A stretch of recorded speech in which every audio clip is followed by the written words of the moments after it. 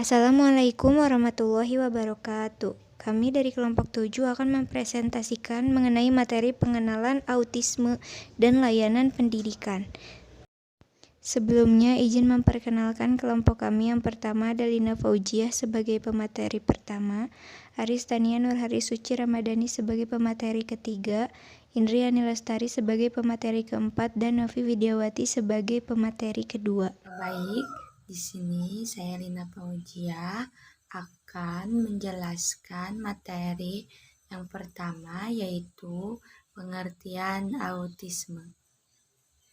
Jadi, istilah autisme sudah diperkenalkan sejak tahun 1943 oleh Leo Kanner. Autisme berasal dari kata auto yang berarti menyendiri.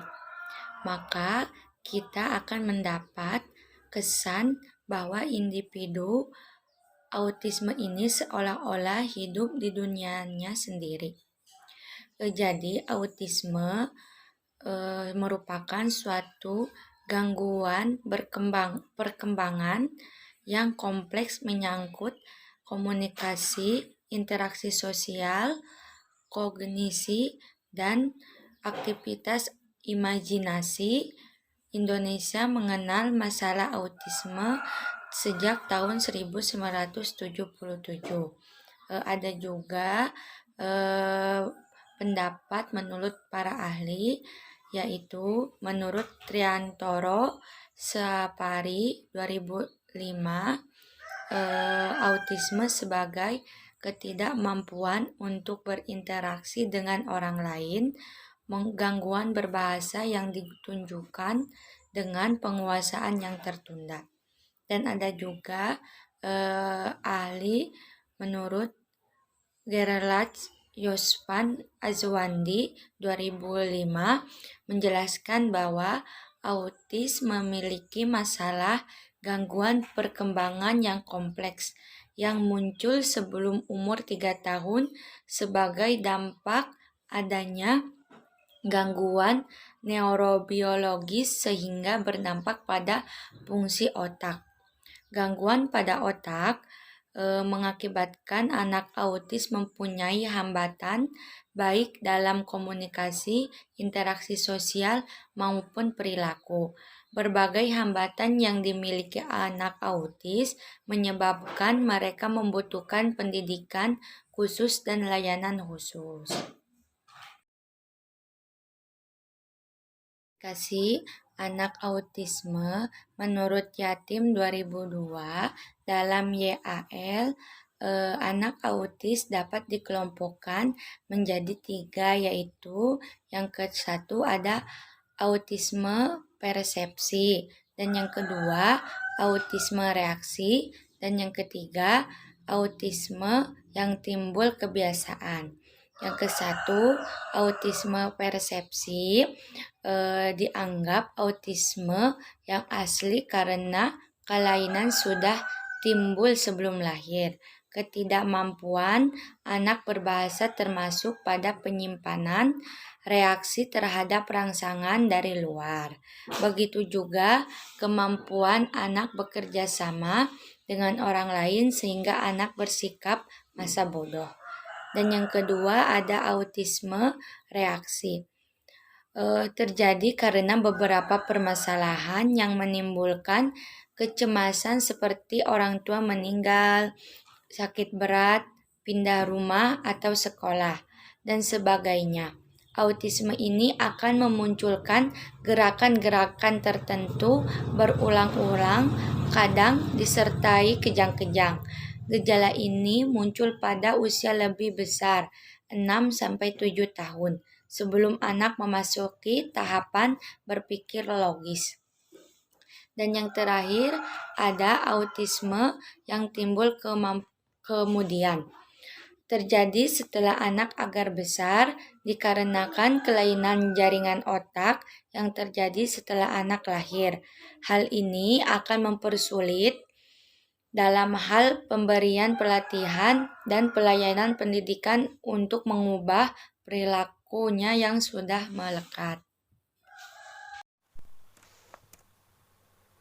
Selanjutnya, di sini saya akan membahas mengenai karakteristik anak autis. Yang pertama, interaksi sosial. Interaksi sosial anak autis tidak bagus. Nah, kembali pada pengertian awal mengenai autis. Autis berasal dari kata auto yang artinya sendiri. Maka anak autis memang lebih suka menyendiri atau asik dengan dirinya sendiri. Mereka tidak tertarik untuk bermain bersama teman-temannya dan mereka sangat menghindari kontak mata atau bertatapan. Nah, jika mereka memiliki keinginan yang harus segera dituruti, mereka hanya akan menarik tangan orang lain. Nah, itu tandanya sebagai perintah untuk melakukan apa yang mereka inginkan. Kemudian yang kedua ada komunitas atau bicara, bahasa, dan komunikasi. Kemampuan berkomunikasi mencangkup bicara dan bahasanya. Nah, untuk anak autis ini sendiri, perkembangan bahasanya lambat. Bicaranya pun tidak digunakan untuk berkomunikasi. Tampak dari luar seperti anak yang tuli dan sukar bicara. Terkadang kata yang keluar dari mulutnya tidak bermakna dan sering berulang-ulang.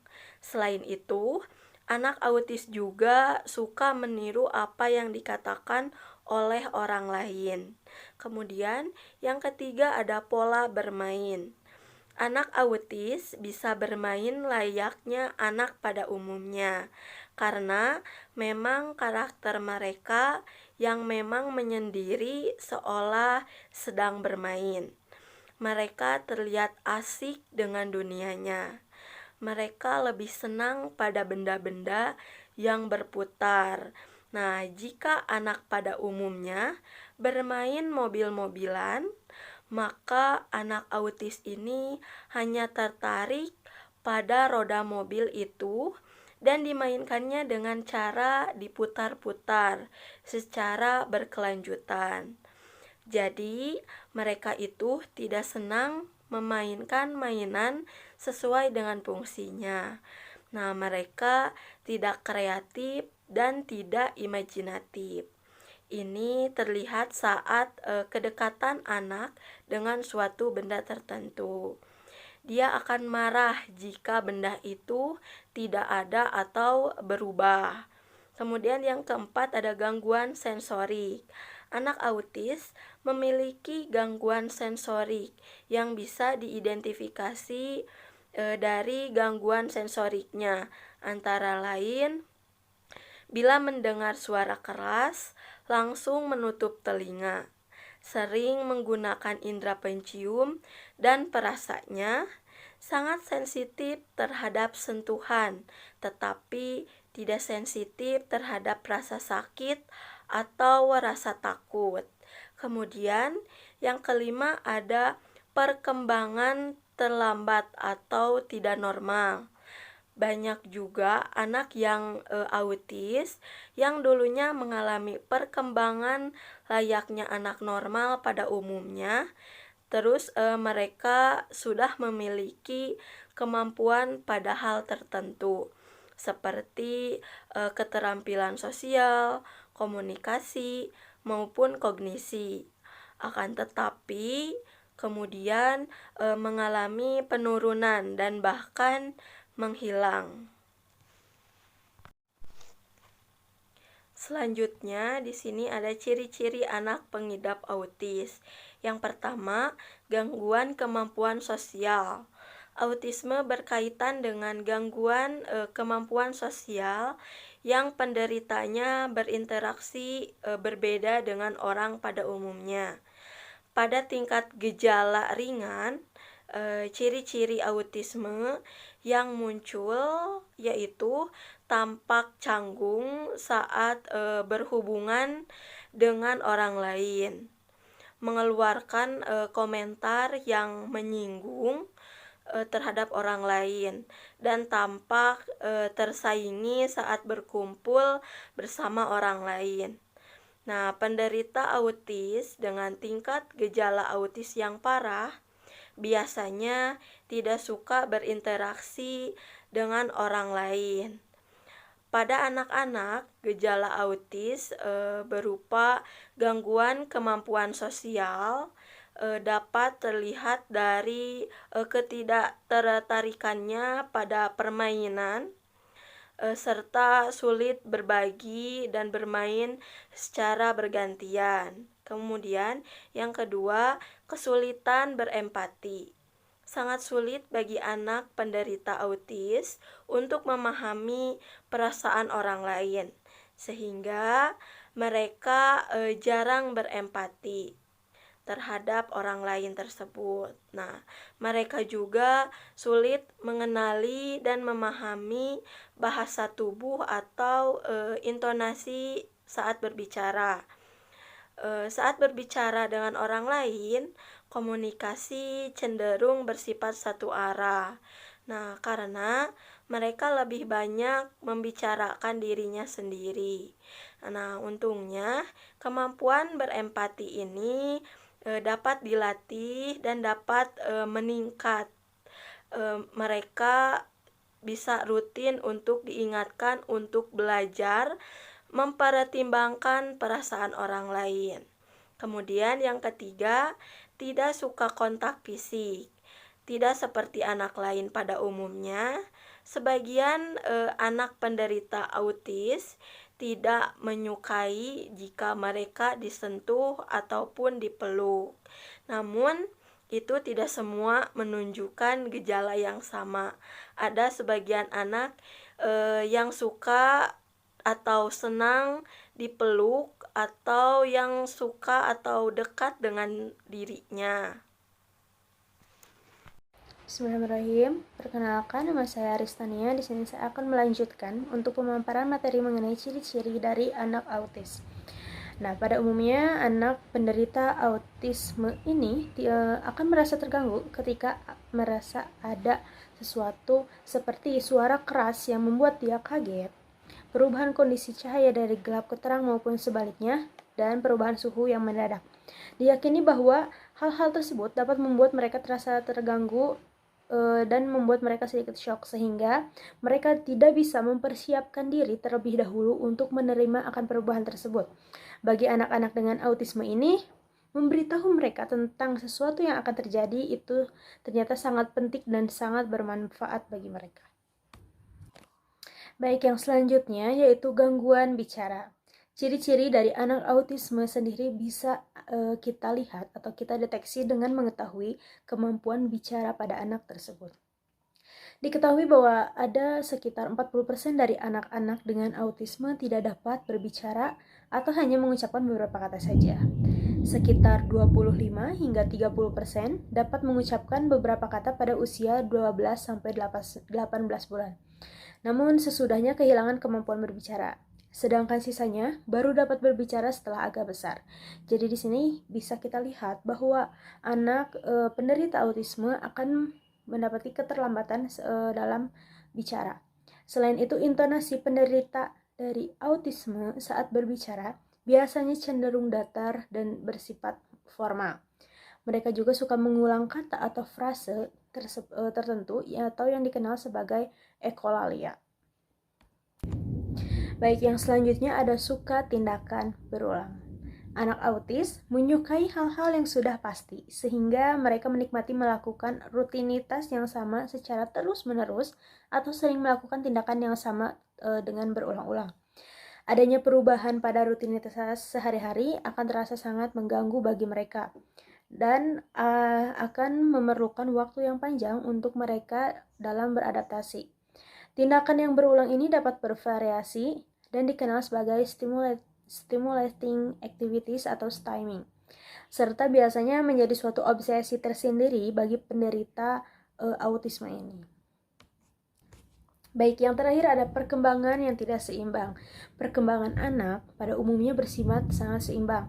Artinya perkembangannya meliputi banyak faktor dan bertahap. Sebaliknya, perkembangan pada anak-anak autis cenderung tidak seimbang. Perkembangan di suatu bidang bisa baik. Di slide selanjutnya saya akan Jelaskan mengenai penyebab autisme. Penyebab autisme itu sendiri, menurut para ahli, dalam hasil penelitiannya menyatakan bahwa bibit autisme telah ada jauh dari sebelum bayi yang dilahirkan, bahkan sebelum vaksinasi dilakukan. Lalu kerusakan jaringan otak yang terjadi sebelum 20 hari pada saat pembentukan janin. Jadi kerusakan jaringan otak pada janin sebelum 20 hari sudah terjadi, dan hal itu dapat menyebabkan kepada anak menjadi autis. Yang selanjutnya ada bagian otak yang mengendalikan pusat memori dan emosi menjadi lebih kecil daripada anak pada umumnya atau anak normal. Yang terakhir ada gangguan perkembangan otak telah terjadi pada semester ketiga saat kelahiran. Maksudnya saat kehamilan atau pada saat kelahiran bayi. Yani, di sini saya akan membahas materi teori penyebab anak autis menurut Widiawati. Yang pertama ada teori psikososial. Menurut Kenner, anak autis disebabkan karena perilaku sosial yang tidak seimbang, yaitu seperti orang tua yang emosional, kaku, dan obsesif dalam mengasuh anak dengan emosional yang dingin atau tidak hangat. Nah, adapun menurut pendapat lain, yaitu anak mengalami trauma akibat dari hostilitas yang tidak disadari oleh sang ibu, seperti tidak menghendaki kelahiran anaknya. Yang kedua ada teori biologis. Dari hasil penelitian secara genetik terhadap keluarga dan anak kembar menunjukkan adanya faktor genetik yang berperan dalam autis. Seperti pada anak kembar 1, telur ditemukan sekitar 36-89%. Sedangkan pada anak kembar 2 yaitu 0%. Pada penelitian lain juga ditemukan keluarga 2,5-3% autis pada saudara kandung, yang berarti 50-100 kali lebih tinggi dibandingkan populasi normal. Selain itu, ada komplikasi pranatal, prenatal, neonatal yang meningkat juga yang ditemukan pada anak autis. Komplikasi yang paling sering dilaporkan adalah adanya pendarahan pada ibu setelah trimester pertama dan ada kotoran janin pada cairan amnion yang merupakan tanda bahaya bagi janin sang ibu. Kemudian yang ketiga ada teori imunologi. Dalam teori ini telah ditemukan respon dari sistem imun pada beberapa anak autis yang meningkat kemungkinan adanya dasar imuniologis pada beberapa kasus autisme. Dan ditemukan juga antibodi beberapa ibu terhadap antigen leukosit anak autis yang memperkuat dugaan bahwa ini dikarenakan antigen leukosit pada sel-sel otak yang dengan demikian antibodi ibu secara langsung dapat merusak jaringan saraf otak janin yang menjadi penyebab timbulnya autis. Nah, kemudian yang terakhir ada infeksi virus.